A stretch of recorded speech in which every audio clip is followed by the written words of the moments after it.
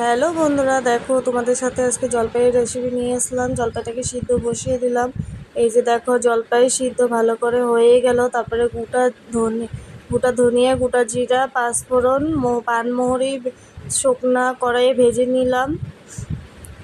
তারপরে শুকনো মরিচও ভেজে নিলাম। তারপরে দেখো, জলপাইগুলোকে সিদ্ধ হয়ে গেছে, গুটিগুলো বের করে ভালো করে মেখে নিব। তোমরা পারলে মিক্সি করে নিতে পারো, মিক্সি করলে অনেক ভালো হবে। তারপরে কড়াইয়ে দিয়ে দিলাম, কড়াইয়ে দিয়ে ভালো মতো নাড়াচাড়া দিতে হবে। তারপরে হলদি আর লবণ দিয়ে দিয়েছি আন্দাজ মতন।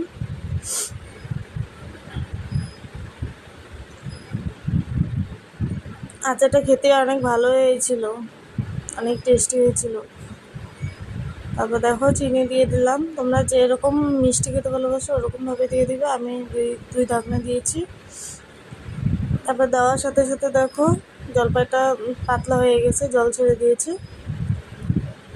তারপরে ভেজে রাখা মশলাগুলো দিয়ে দিব, আন্দাজ মতন দিব, সবগুলো দিব না। তারপরে ভালো মতন নাড়াচাড়া দিতে হবে।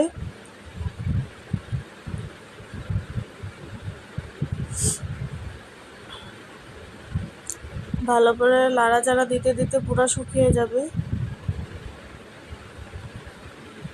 বলতে ভুলে গেছি, এখানে মরিচের গুঁড়াও একটু দিয়েছিলাম, তার জন্য লাল হয়েছে।